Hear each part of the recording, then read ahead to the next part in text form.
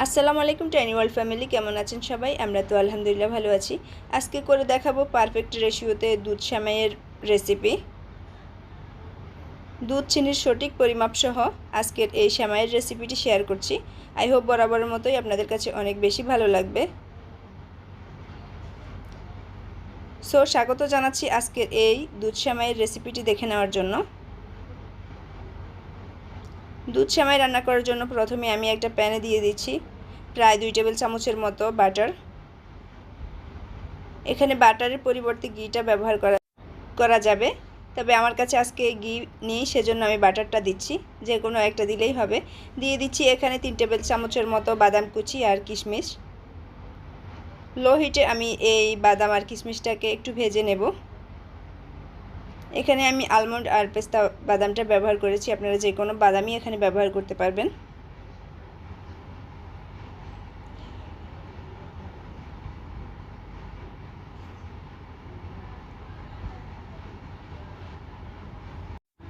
বাদামটাকে আমি 2 মিনিটের মতো ভেজে নিয়েছি। এখন নিয়ে নিয়েছি একটা ভার্মিসেলি সেমাইয়ের প্যাকেট। এই সেমাইটাকে আমি প্যাকেটে রেখে কিছুটা ভেঙে নেব। এখন ফ্যানে আমি দিয়ে দিয়েছি এই সেমাইটা, এটাকে একটু ভেজে নেব। মিডিয়াম টু লো হিটে এটাকে আমি 3 থেকে 4 মিনিট ভেজে নিয়েছি। এতে করে সেমাইটা রান্নার পরে গলে গলে যাবে না আর খেতেও মজার লাগবে। এই ভাজাভাজির কাজটা কিন্তু লো হিটে করে নিতে হবে, না হলে সেমাইটা কালচে হয়ে যাবে বা পুড়ে যাবে।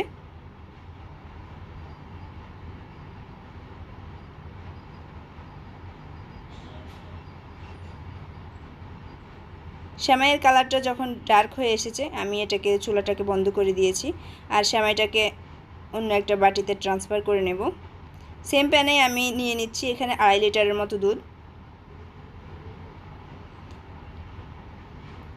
1 প্যাকেট সেমাই রান্না করার জন্য 3 লিটার দুধের প্রয়োজন, তাহলে দুধটা পারফেক্ট থাকবে। আমি যেহেতু গুঁড়ো দুধ ব্যবহার করব এবং কনডেন্স মিল্ক ব্যবহার করব, সেজন্য আমার এখানে 2.5 লিটার দুধই যথেষ্ট। যদি আপনারা এই কনডেন্স মিল্ক এবং গুঁড়ো দুধ না ব্যবহার করতে চান, সেক্ষেত্রে 3 লিটার দুধ নিয়ে নেবেন আর এটাকে কিছুটা জাল করে ঘন করে নেবেন।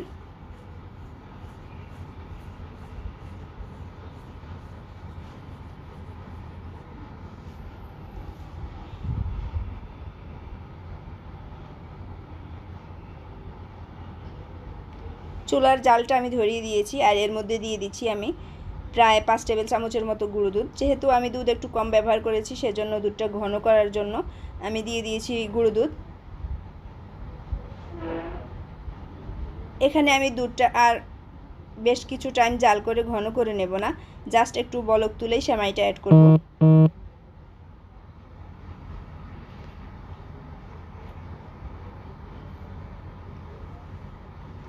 গুঁড়ো দুধটাকে আমি নেড়েচেড়ে মিক্সড করে নেব দুধের সাথে।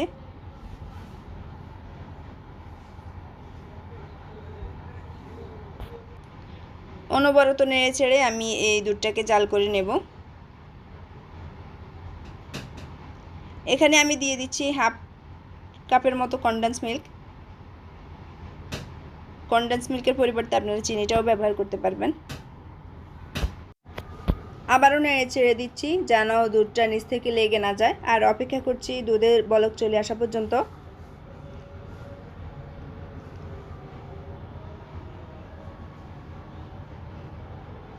তো আমার এখানে আরও 3 টেবিল চামচের মতো চিনি লেগেছে, আপনারা চিনিটা অ্যাডজাস্ট করে নেবেন যে যতটুকু মিষ্টি খেতে চান। হাফ কাপ কনডেন্স মিল্ক দেওয়ার পর আমি মিষ্টিটা চেক করেছি, তো আমার কাছে মনে হয়েছে আরও কিছুটা মিষ্টি অ্যাড করতে হবে, সেজন্য আমি 3 টেবিল চামচ চিনি ব্যবহার করেছি।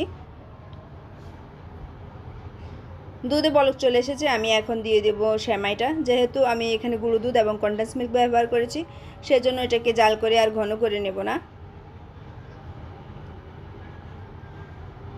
সেমাইটা দিয়ে দেওয়া হয়ে গেছে, আমি এটাকে রান্না করব 6 থেকে 7 মিনিট।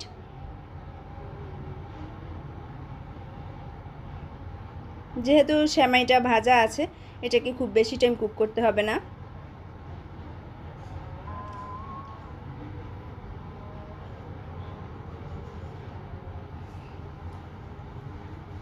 সেমাইটা দেখতে যতটা ক্রিমি হয়েছে, খেতেও ততটা মজা হয়েছে।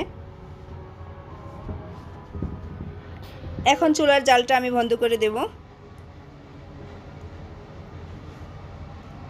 আর এটাকে সার্ভ করে নিচ্ছি কিছুটা পেস্তা আর কাঠবাদাম দিয়ে। আপনারা আপনাদের পছন্দ মতো ডেকোরেশন করে নিতে পারবেন।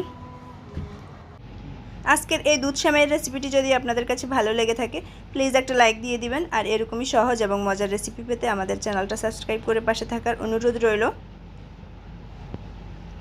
আজকের মতো এখানে বিদায় নিচ্ছি। দেখা হবে অন্য কোনো রেসিপিতে। সে পর্যন্ত সবাই ভালো থাকবেন, সুস্থ থাকবেন। আল্লাহ হাফেজ।